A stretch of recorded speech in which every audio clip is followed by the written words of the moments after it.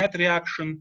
And due to this asymmetric coverage by a catalyst, as a result, in a steady state, a non-uniform cloud of reaction products depicted here by a green dots will develop around the particle. So we have a non-uniform distribution of product around the particle, and this breaks the symmetry of the system, and as a result, particle can attain a linear velocity, depicted here by U. And these blue arrows depict a surface flow induced by the non-uniform osmotic pressure along the surface of the particle.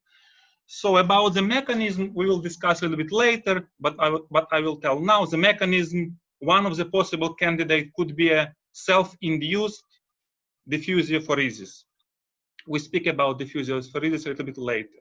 Let's see how this object operates in practice. So here you see a video of several Janus active colloids, which are moving steadily at the bottom of the microfluidic chip. You see nicely the black platinum and more light color represent the silica. So you see nice steady motion along given direction, sometimes reorientation. So this is how these Janus colloidal particles operate in microfluidic chips. So they are promising, since they can move, they serve like a micromotors, so they are promising as a novel application in this microfluidic lap-on-a-chip devices, for example, as a transport of micron-size cargo. So these particles in these experiments are of the micron size. So what about mechanism? As mentioned earlier, it's a diffusiophoresis. So diffusiophoresis is a phenomenon known for more than 70 years. It was discovered and described and understood more than 70 years ago by a Soviet physicist or physical chemist, Boris Deryagin. So diffusiophoresis is composed of two parts, the word diffusio from a diffusion and phoresis from a Greek word act of carrying. And diffusiophoresis is a phenomenon of a motion of colloidal particles relative to a solution in which a gradient of neutral solute is imposed. So I remind you, or I recall your attention, that these particles are force and torque free. There are no external forces applied to particles. The only driving forces are the forces localized in a thin, diffuse layer around the colloidal particles. So when Deryagin showed that the net velocity of a colloidal particle is proportional to the gradient of this imposed concentration. So in this classical diffusiophoresis, the gradient is imposed externally. In our system, the gradient of the solute emerges spontaneously due to the chemical reaction catalyzed by one side of the particle. To understand a mechanism of motion, let's look more specifically onto argument of Deryagin. So consider a colloidal particle depicted here by a circle of radius r, and this particle is in the concentration gradient grad C at infinity, so it's a concentration gradient imposed far away from the particle. And this thin layer around the particle, it's a layer where the solute interact with the surface of colloidal particle. The key element of the theory of Deryagin is the fact that delta over R, delta, the thickness of this diffuse layer within which interaction of the solute with the surface of colloidal particles take place, divided over radius is much smaller than 1. This permits several approximations to theory and nice closed form results for the velocity. Let's have a closer look into this thin diffuse layer around colloidal particle. So we zoom in. We have a surface of colloidal particle. We have a concentration gradient imposed far away. Pressure can be assumed constant far away from the surface. And this is a diffuse layer within which solute interact with the surface of colloidal particle. Let's assume that interaction potential is phi, depending on the normal distance from the surface of the particle. So the red curve depicts schematically a possible interaction potential of solute with the surface of the particle. So due to the interaction, the concentration profile will be distorted within this. The concentration profile of the solute will be distorted within the diffuse layer, depicted here by the C, now is a function of X and Y.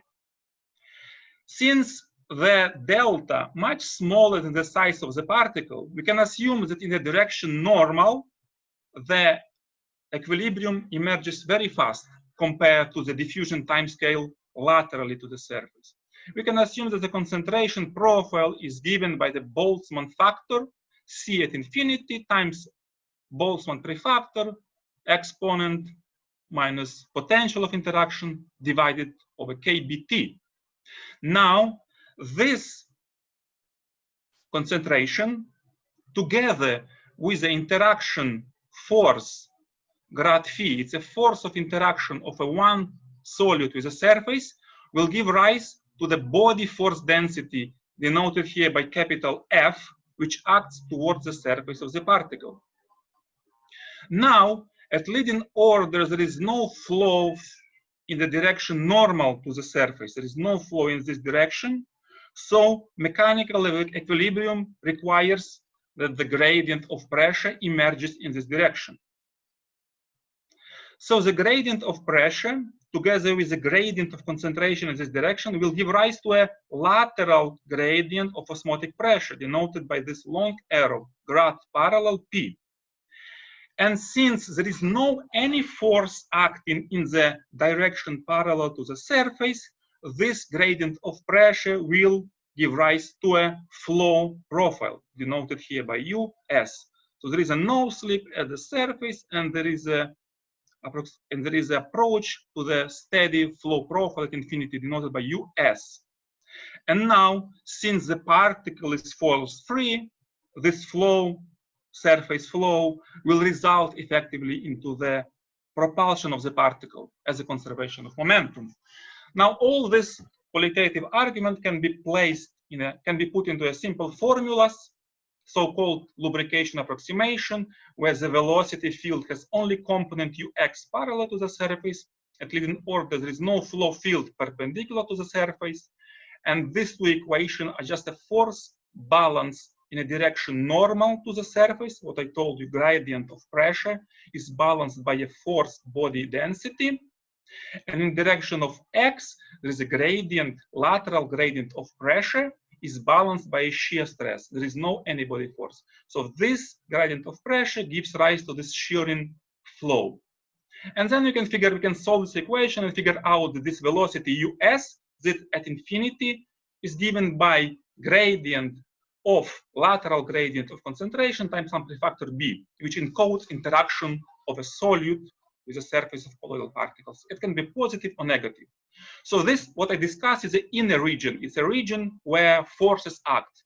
Now, far away from the particle, in the outer region, this us will enter into equation like a boundary condition.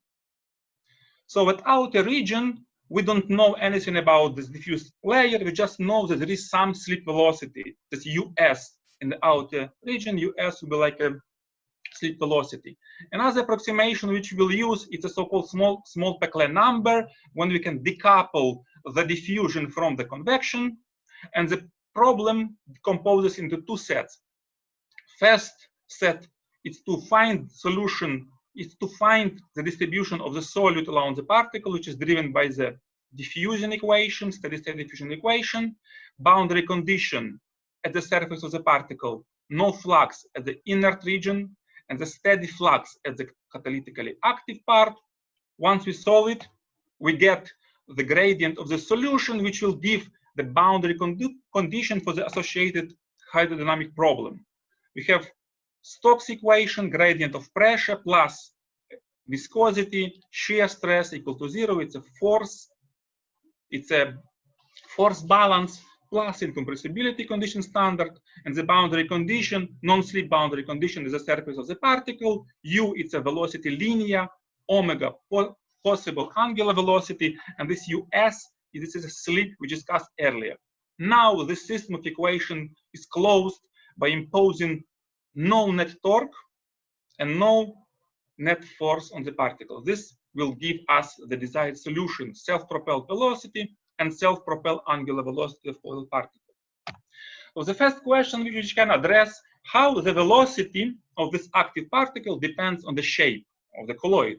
So we can consider a spheroidal object which has an equatorial radius r2 and polar radius r1 and is covered over a cap-like region by a catalyst. So we ask the question, how the velocity depends on the aspect ratio of this object and on the catalyst coverage. So the aspect ratio is defined like a ratio between equatorial radius and polar one. And we vary this parameter from 0 to infinity, and we span the whole range of shapes, prolate, sphere, oblates. We also vary the degree of catalyst coverage. So in the next slide, you see the results. Prolates here on the left panel, oblates. Self-propulsion velocity as a function of a catalyst coverage. First observation, the velocity is symmetric with respect to the midplane of the object. Second observation is the prolates, which are these curves, moves much slower than spheres, solid curves. And then oblates, which are depicted on the right panel, moves much faster than sphere. So this is the velocity for a sphere. And then when you squeeze sphere more and more, it moves faster and faster. So this is a surprising result, maybe counterintuitive, that the oblate moves faster compared to the prolate. And then we can understand this semi-qualitatively by looking on the distribution of the reaction product and slip velocity for these three shapes. Here I show a prolate, sphere, and oblate. In a cross section by color code, I show the concentration field, and the surface of the surfaces of object are colored according to the slip velocity. And the message is here that for the oblate shape, there are much more gradients developing along the surface of the particle. And since these gradients of solute are main driving force for the motion, this qualitatively explains why this object, prolate, moves in a vertical direction much faster than the prolate. The prolate is very long, reaction product diffuse away very fast, and there are few gradients developing along the surface. The next question we can ask, how this object can operate as a cargo carriers. We did some experiment together with our colleagues where we were able to attach one passive particle, like in this case, one passive particle to an active one. We were able to attach two passive particles to one micromotors. They could assemble two motors together and study how they can push passive cargo. So the message here is indeed this active particle can work as the micromotors, and then theoretical analysis reveal very interesting results, namely that in this system, when we have an active particle pushing one passive particle is subject to a gradient of a solute, and it also gets, so to say, activated. There is a gradient of solute which emerges along the surface of the passive particle, and passive particle actively contributes to the transport. So in this system, the cargo plays an active role. This is the main message of our analysis. Then, what we try to understand, how we can control directionality of the motion of these active particles. One possibility would be to use an external field, like in this movie, we have a magnetically doped Janus active particles, which are in an external magnetic field, acquire a steady linear motion. But this is not what we want. We don't want we don't want external intervention into the system. We want more we want something more autonomous. So to address this goal, we try to study the behavior of active colloids in the presence of a planar surface. So we want to explore what is the effect of the presence of a planar surface. So here I depict schematically one active colloid at one planar wall at a distance h, and some orientation given by theta, the question we ask, what are the velocity u, linear velocity, and rotational velocity omega as a function of h and theta? So the wall is non-slip wall, there is no velocity, there is no hydrodynamic flow at the wall, and it is reflecting for the solid C. So from the point of view of motion controllability, one interesting result is the emergence of so-called steady state sliding state.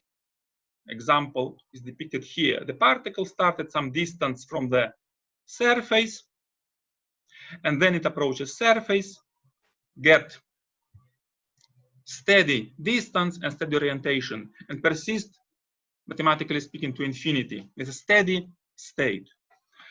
So this steady state is important since it allows us to reduce one-dimensionality. From a three-dimensional problem, we reduce it to a two-dimensional problem. So the particle can be bound efficiently to a surface.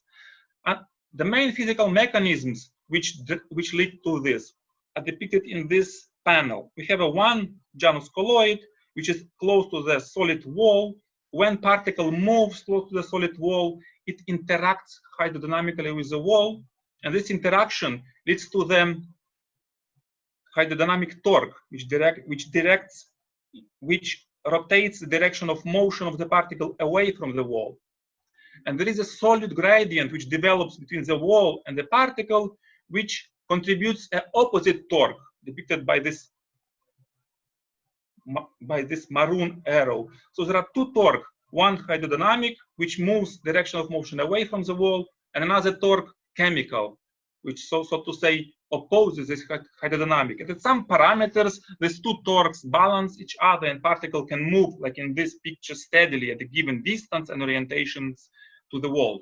So why this steady state is important?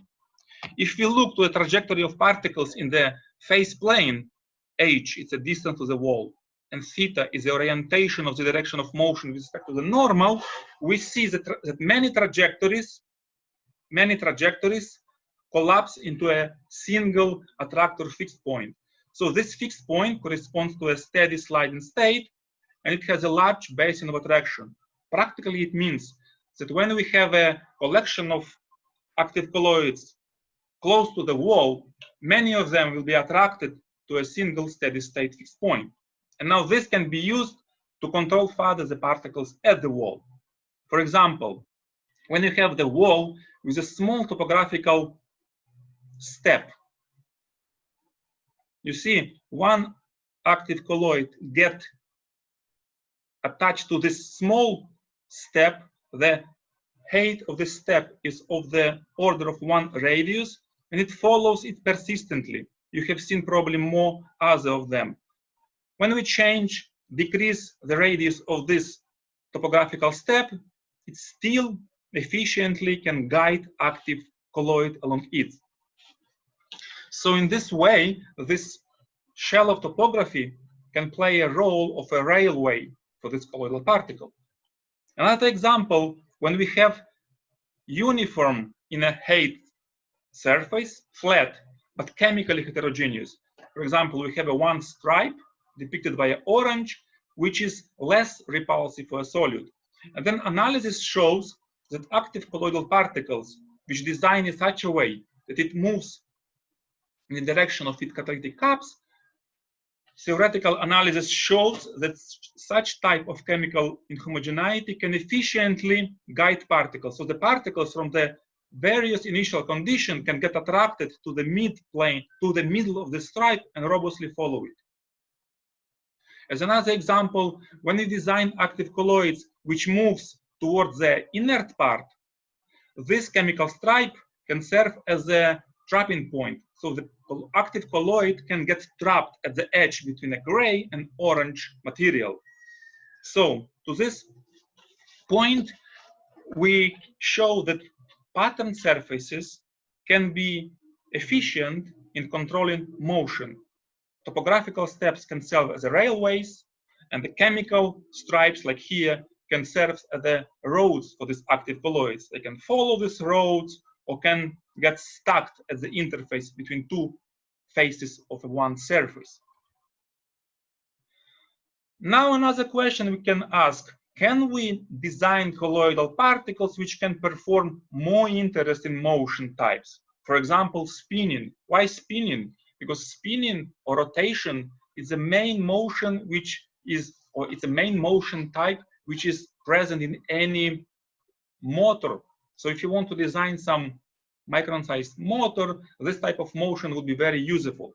So in collaboration with our US colleagues, we designed this twisted star-shaped particles. The perimeter of the particle is given by this parametric equation. There are two parameters which controls the shape of the particle.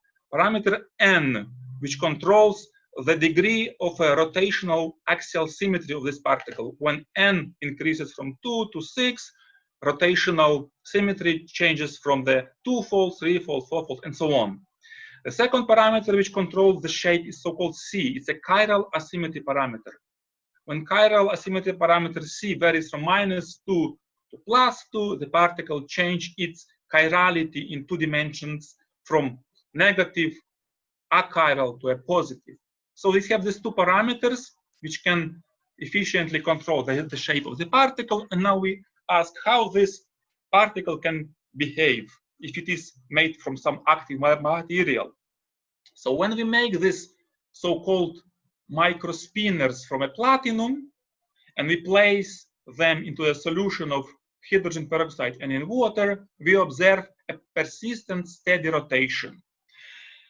When we quantify the angular velocity as a function of this, for example, of this chiral asymmetry, we see that the particle of opposite chirality spin into the opposite direction. So particles with chiral parameter -2 spin, let's say, clockwise, and the particles of the chirality plus spin counterclockwise. And the velocity or the magnitude of the rotation, like shown in this figure, grows with the degree of chiral asymmetry.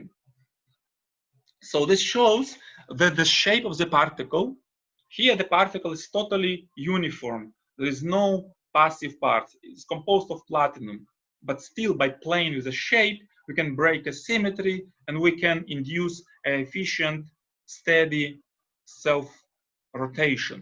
And these particles can be used then as the building blocks of more complex aggregates or be a part of a micron-sized motors.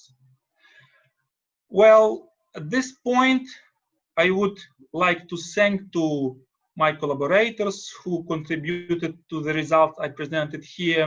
There are experimental groups from US. This is a theory subgroups with whom I collaborated while in Germany. And this is another of experimental groups also in Germany. And then I will show you a summary of this presentation and thank you for your attention. And now I am ready to answer your questions. Okay, thank you, Miko, for your very interesting talk. So I have a few questions, if you don't mind. So just a question: what is the interaction between the active and the passive particle? Because they get stuck together. This is usually van der Waals. So in those experiments we didn't systematically control these interactions, but when they get stuck, it's usually van der Waals like interaction. Okay, just so we have a question from an anonymous.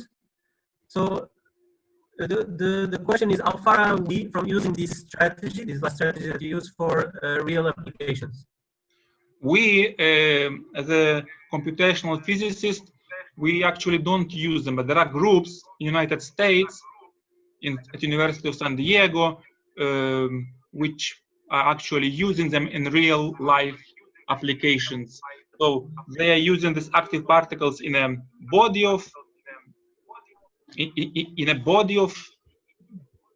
not humans, but maybe test animals as a drug delivery system, or some type of applications for cleaning polluted water. So there are already known examples and cases when this particle are used in a real life application. For example, I can direct an interested person to a Joe Wang group at University of San Diego. There are many real-life applications. Or Samuel Sanchez at Barcelona, with whom we collaborated. He also works on development applications, in particular for the drug delivery or pollution of or cleaning of polluted water. Okay, very good. So, just one question: when you have the active particle near the wall, what is the effect of the shape of the active particle? Do you test for prolates and oblates near a wall? Yes, we make dynamic? some analysis of the behavior of elongated particles close to the wall, and there are some much richer phenomenology, which depends on the. I don't want to go to details, but yes, the dynamics of active particles close to a wall depends significantly on the shape of the active particles. For elongated active particles, we observe much more richer phenomenology and much better guidance of the particle. Okay. Okay. So just another question from an anonymous: what is the lifetime of these robots? Lifetime of an active particle. Of these, yes, of these spinners or something. Lifetime of spinners. How long they last? They in the laboratories they last as long as you provide fuel for them. It's a hydrogen peroxide. Of course, with the time the platinum get polluted and the reaction slows down. So, but this is very long lifetime. So, I can say hours or more. Okay. So one last question from me, at least. So in the topological guides that you use, where the active particles are guided, what happens if you have what is the effect of many active particles there?